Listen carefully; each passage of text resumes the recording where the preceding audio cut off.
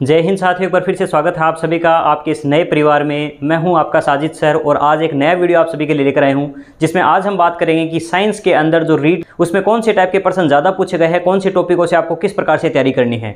तो पूरा complete analyse करेंगे, हर एक टॉपिक पर बात करेंगे कि 15 में, 18 में और 21 में जो तीनों ही रीड हुए हैं उनमें कौन से टॉपिकों से किस प्रकार के प्रश्न पूछे गए हैं, ताकि आपको जिस प्रकार से मैंने लास्ट वीडियो में बताया था कि आप पिछले 3 सालों के पेपर का अच्छे से एनालाइज करते हैं तो आपको एक पैटर्न का पता चलता है, जिसके आधार पर हम रीड 2022 की कम समय में एक अच्छे मार्क्स के साथ आप इसकी पात्रता को क्लियर कर सकते हैं। तो चलिए वीडियो की शुरुआत करते हैं।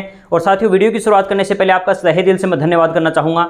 जिस प्रकार से आपको मैंने बताया था अपने इजी साइंस जो चैनल है उस पर कुछ प्रॉब्लम आने के कारण ये नया चैनल अपना बनाया गया, और नए चैनल को कल बनाया था, अभी एक दिन भी पूरा नहीं हुआ। इससे ही पहले आप सभी ने अपने इस परिवार को 1600 से ज़्यादा मेंबर्स इसमें जुड़कर आपने बताया है कि किस प्रकार से आप मेरी विपरीत परिस्थितियों में मेरे साथ किस प्रकार से खड़े हैं। आप सभी का मैं तहे दिल से धन्यवाद करना चाहता हूँ। हालांकि धन्यवाद शब्द मेरे लिए बहुत, मैं मानता हूँ, बहुत छोटा है आपको सपोर्ट के आगे। इसलिए मैं भी कोशिश करूँगा आपको पूरी मेहनत और पूरी शिद्दत और लगन के साथ आप सभी के लिए कुछ अच्छा ऐसा कंटेंट लेकर आऊँ जो आपके लिए हेल्पफुल साबित हो। क्योंकि मेरा जो टीचिंग एक्सपीरियंस रहा है पिछले 6-7 सालों से, जो मैं साइंस पढ़ा रहा हूँ खुद कॉम्पिटिटिव एग्जाम में, और स्पेशली अगर कॉम्पिटिटिव एग्जाम में भी बात करें तो रीड 2015, 18, 21 का काफ़ी अच्छा मेरा भी एक एक्सपीरियंस रहा है। उस एक्सपीरियंस के आधार पर ये पूरा वीडियो होने वाला है और आपको निश्चित रूप से इसमें काफ़ी फायदा देखने को मिलेगा। तो चलिए साथियों, वीडियो की शुरुआत करते हैं। सबसे पहले अपने पूरे कंप्लीट अगर साइंस के सिलेबस को देखें तो उसमें जितने भी 6 से 7 यूनिट है, जिसमें से लगभग 4 से 5 प्रश्न हर यूनिट से आते हैं। लेकिन ये कोई जरूर नहीं हर यूनिट से हर बार इतने ही प्रश्न आए, क्योंकि सबसे ज़्यादा इंपॉर्टेंट जो यूनिट है जिससे सबसे ज़्यादा प्रश्न पूछे जाते हैं वो है अपनी बायोलॉजी वाली फर्स्ट यूनिट, जो थोड़ा बड़ा भी है अन्य यूनिट की तुलना में देखें तो। और इसमें से अगर आप पीछे के 15, 18 और 21 का आप पेपर देखोगे तो आपको पता चलेगा कुछ ही टॉपिक ऐसे हैं जिनसे हर बार प्रश्न आ रहे हैं। जैसे एग्जाम्पल के लिए अगर बात करें, सबसे पहले जैसे अगर इसमें सबसे बड़ा पार्ट अगर है तो वो है ह्यूमन सिस्टम का।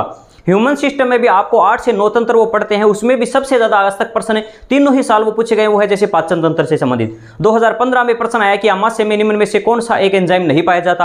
18 में फिर प्रश्न आया कि निम्न में से कौन सा आमाशय में पाए जाने वाले अम्लीयता को दूर करने के लिए किसका उपयोग करते हैं। और इस बार प्रश्न आ गया कि बताइए कि दंत सूत्र से संबंधित जो प्रश्न आ गया कि ऊपरी जबड़े में कितने कर्तनक या रद्दनक जो दांत होते हैं वो किस प्रकार से, यानी पाचन से तीनों साल प्रश्न पूछे गए हैं। और फिर बात करें दूसरा सबसे इंपॉर्टेंट जिससे हर बार प्रश्न पूछे जाते हैं फर्स्ट यूनिट में, वो है अपना जनन तंत्र।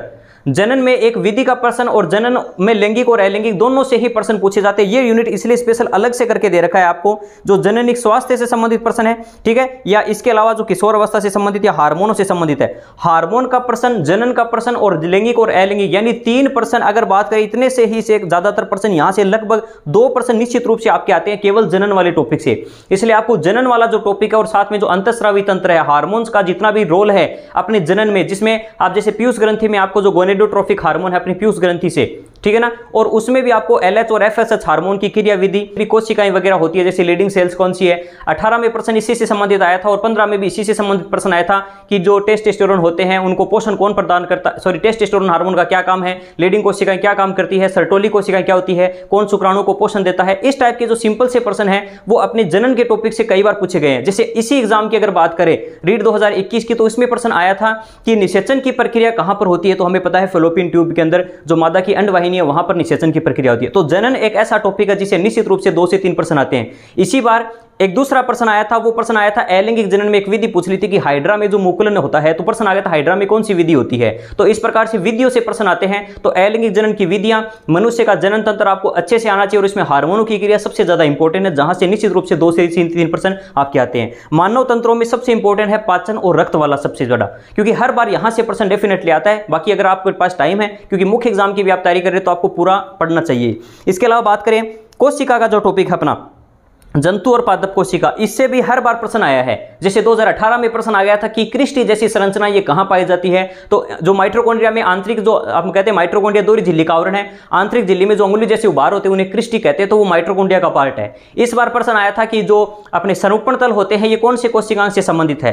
दोनों ही बार अगर कोशिका का देखें तो अच्छे लेवल का प्रश्न आया है, जो आपको 11th की बुक में अच्छा जो टॉपिक दे रखा है तो वहां पर अच्छा इसके मैटर वहां से उठाया गया दोनों ही बार। तो कोशिका का एक अच्छा लेवल का प्रश्न बनता है और जनन का भी अच्छे लेवल का प्रश्न बनता है। तो इसमें थोड़ा सा हो सकता है 11th या 12th की बुक से थोड़ा बहुत पढ़ने की कोशिश जरूर करना। इसके अलावा बात करें जीवाणु और विषाणु, देखिए साथियों जीवाणु विषाणु से संबंधित मैंने भी एक अच्छी ट्रिक के साथ मैंने मात्र 4 लाइनों के अंदर पूरे 40 रोगों को इस प्रकार से याद करा रखा है। एक छोटी सी वीडियो है, 4 मिनट में 40 रोगों को याद कीजिए मात्र 4 से 5 मिनट के अंदर। उसमें मैंने सिर्फ 4 लाइन बता रखी है आपको, जैसे पंडित जी का टीका न्यू है, रेखा हमें हिट करके पीछे छोड़ गई, पापा काम पे सोते हैं, और इसके अलावा गंजा दामाद खाए फ्रूट। इसके आधार पर आप जीवाणु विषाणु से होने वाले रोग याद हो जाएंगे। और इसके अलावा आपको कंप्लीट एनालाइज चाहिए कि कौन से, जैसे लास्ट टाइम अपने प्रश्न आया था सुमेलित करने वाला, जिसमें एक साइड में बीमारी का नाम दे रखा था, इस साइड में उस बैक्टीरिया का या जो भी जिस कारक के कारण होता है, तो उसका जो रोग कारक है उससे संबंधित उसको सुमेलित करना था।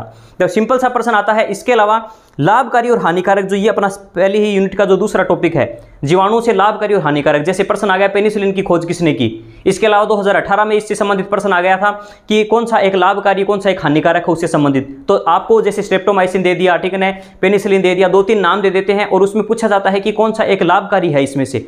ठीक है, जीवाणु का पूछ सकता है, तो आपको कम से कम ये भी नॉलेज होनी चाहिए कि किससे कौन सी चीज प्राप्त होती है। ठीक है ना, जैसे सजीव नजीव से अभी तक तो ऐसा कुछ नहीं बना, लेकिन एक प्रश्न इसमें सीधा सा बन सकता है कि कौन सा कोशिका सिद्धांत का एक अपवाद भी कह सकते हैं। जैसे राजस्थान पुलिस में प्रश्न आया था कि कौन सा ऐसा जीव है जो सजीवों के बाहर तो निर्जीव और सजीवों के अंदर सजीव की भांति व्यवहार करता है, तो वो वायरस होता है जो कोशिका सिद्धांत का अपवाद भी है। तो ऐसे प्रश्न अपनी फर्स्ट यूनिट से ज्यादा देखने को हमें मिलते हैं। इसके अलावा पोषण से भी प्रश्न आते हैं। जैसे लास्ट टाइम अगर बात करें 18 के अंदर या 15 के अंदर प्रश्न आया था कि निम्न में से कौन सा एक सूक्ष्म मात्रिक पदार्थ है, उसमें उसका उत्तर था मैग्नीज। ठीक है ना, उसमें कई ऑप्शन दे रखे थे, मैग्नीशियम था, सल्फर था, ऐसे कुछ ऑप्शन दे रखे थे जो मुझे अभी भी याद है, लेकिन उसमें इस टाइप के प्रश्न आए थे कौन सा सूक्ष्म मात्रिक और वृत्त मात्रिक पोषक तत्व, वहां से प्रश्न आया था। इसके अलावा विटामिनों से संबंधित भी काफी ज्यादा इंपॉर्टेंट है कि कौन सी विटामिन की कमी से कौन सा रोग होता है, तो ये पीछे के एग्जामों में भी कई बार पूछे गए हैं। तो आगे बात करें पोषण के अलावा, इसमें जो और इंपॉर्टेंट है, देखिए रोग में जैसे कि अगर बात करें ये जो खास करके ये रोग दे रखे हैं, इससे संबंधित आपको कंप्लीट नॉलेज होनी चाहिए, क्योंकि जैसे कि बात करें 2018 में प्रश्न आ गया डोट्स का पूरा नाम, direct observe treatment short course होता है, तो डोट्स का पूरा नाम पूछा गया था अपना टीबी से संबंधित। तो उससे में जो चला था डोट्स का एक कार्यक्रम चला था, तो उसमें आपको टीबी से यानी इससे संबंधित पूछ लिया गया था। ठीक है ना, 6 रोग से संबंधित, तो इनकी आपको पूरी नॉलेज होनी चाहिए। खसरा में, डिप्थीरिया के अंदर, ठीक है ना, और हैजा और टाइफाइड, ठीक है ना, इसमें आपको अच्छी नॉलेज होनी। जैसे टाइफाइड से प्रश्न आ सकता है कौन सा विडोल परीक्षण किससे संबंधित है, तो टाइफाइड से संबंधित है। तो ऐसे परीक्षणों से संबंधित ये जो खास करके अलग रोग दे रखे हैं, इनकी अच्छी नॉलेज होनी चाहिए। बाकी आपको थोड़ा बहुत अगर अन्य जीवाणु विषाणु कवक से संबंधित होने वाले रोग आते हैं तो वो सिंपल, क्योंकि आगे ये भी दे रखा है मानव शरीर में जितने भी रोग होते हैं वो रोगों से बचाव और उपाय उनसे संबंधित भी प्रश्न आ सकते हैं, सूक्ष्म जीवों से फैलने वाले रोग। तो इस प्रकार से जो फर्स्ट यूनिट है उसमें आपको क्या क्या पढ़ना है, जीवाणु विषाणु लाभकारी हानिकारक जितने भी अपने हैं वो सारे आपको अच्छे से पढ़ने हैं। मानव के जितने भी तंत्र, उसमें मोस्टली सबसे इंपॉर्टेंट है अपना पाचन और रक्त परिसंचरण तंत्र और जनन तंत्र और अंतःस्रावी तंत्र, जिसमें लास्ट में अलग से भी यूनिट दे रखी है। इसके अलावा बात करें कोशिका का टॉपिक, हर बार वहां से प्रश्न आता है। और इसके अलावा नेक्स्ट यूनिट की अगर बात करें साथियों, मैं मानता हूं वीडियो थोड़ा सा बड़ा हो जाएगा, लेकिन उन साथियों के लिए काफी इंपॉर्टेंट ये वीडियो रहेगा जो साइंस का थोड़ा डर रखते हैं। वो चाहते हैं कि कम से कम समय में ऐसा क्या पढ़े जिससे हमारा रीट में एक बार पात्रता क्लियर हो जाए और उसके बाद हमारे पास जो 6 महीने बचे हैं उसमें 3rd ग्रेड की अच्छे से तैयारी कर लें।